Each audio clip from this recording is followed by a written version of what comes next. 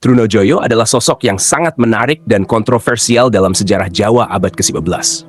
Namanya kerap menjadi perdebatan, apakah dia seorang pahlawan yang berani melawan ketidakadilan, ataukah pengkhianat yang mengguncang kestabilan kerajaan Mataram.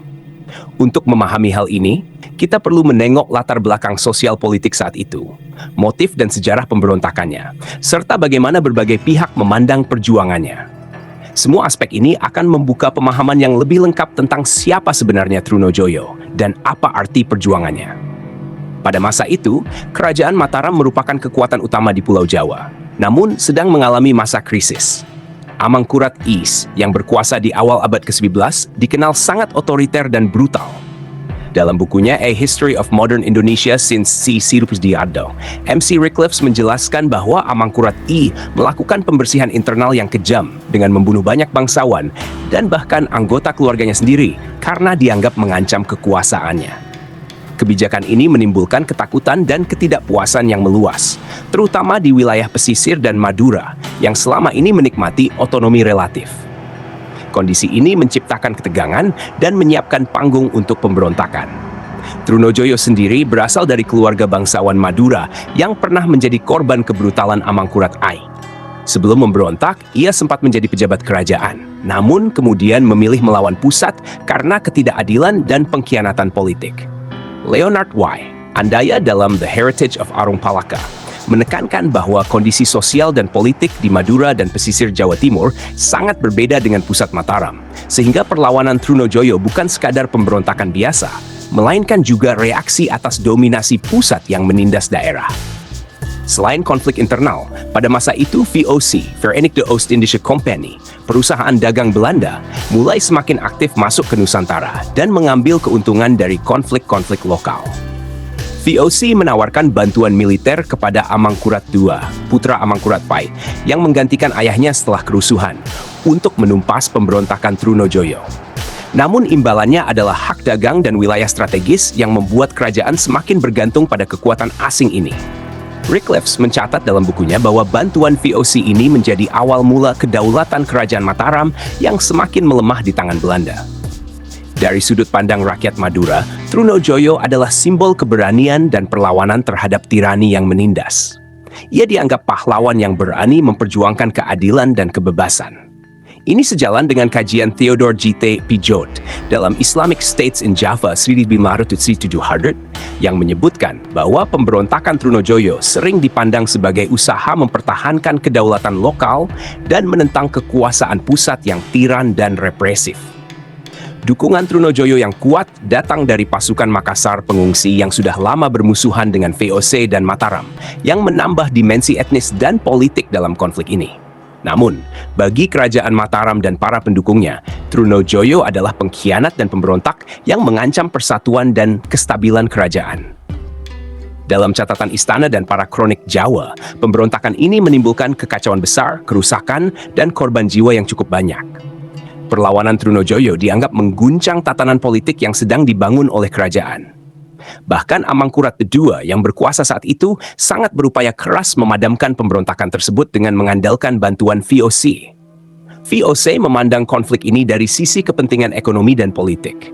Perusahaan dagang Belanda ini tidak hanya ingin memperluas pengaruh perdagangan, tetapi juga mengukuhkan kekuasaan kolonial di Jawa. Dengan menawarkan bantuan militer kepada Amangkurat II, VOC berhasil memperlemah kerajaan dan mengambil alih banyak hak-hak strategis. Anthony Reid dalam The Contest for North Sumatra menegaskan bahwa taktik VOC sering memanfaatkan konflik internal lokal untuk kepentingan kolonialisme, dan kasus Trunojoyo tidak terkecuali.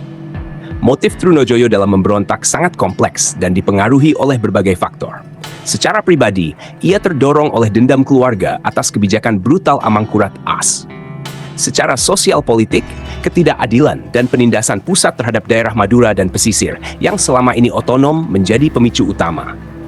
Penambahan pasukan Makassar sebagai sekutu militernya juga menunjukkan bahwa pemberontakan ini memiliki dimensi etnis dan geopolitik yang lebih luas.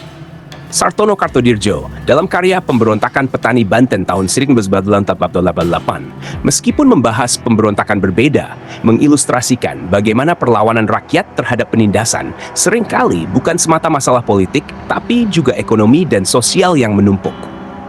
Dampak pemberontakan Trunojoyo terhadap Kerajaan Mataram sangat signifikan. Kerajaan mengalami tekanan besar, bahkan hampir jatuh ke tangan pemberontak. Oleh karena itu, Amangkurat II sangat bergantung pada bantuan VOC. Dalam perjanjian-perjanjian yang dibuat, VOC memperoleh wilayah dan hak dagang yang sebelumnya berada di bawah kendali Mataram. Hal ini mengawali era di mana kekuasaan kerajaan makin melemah dan pengaruh kolonial Belanda makin dominan di Jawa Timur. Harry J. Benda dalam The Crescent and the Rising Sun menulis bahwa intervensi VOC ini membuka jalan bagi kolonialisasi yang lebih dalam di Nusantara. Setelah perjuangan panjang dan melelahkan, Trunojoyo akhirnya ditangkap pada tahun 1979 oleh pasukan gabungan Mataram dan VOC. Ia wafat di penjara dalam keadaan terasing. Meskipun kalah, semangat perjuangannya tetap dikenang, terutama oleh masyarakat Madura dan kelompok-kelompok yang merasa tertindas oleh kekuasaan pusat. Trunojoyo menjadi simbol keberanian melawan tirani dan penindasan, meskipun perjuangannya juga membuka jalan bagi semakin kuatnya cengkeraman kolonial. Warisan Trunojoyo tidak hanya soal kekalahan atau kemenangan di medan perang, tetapi juga tentang makna perjuangan dalam sejarah Jawa.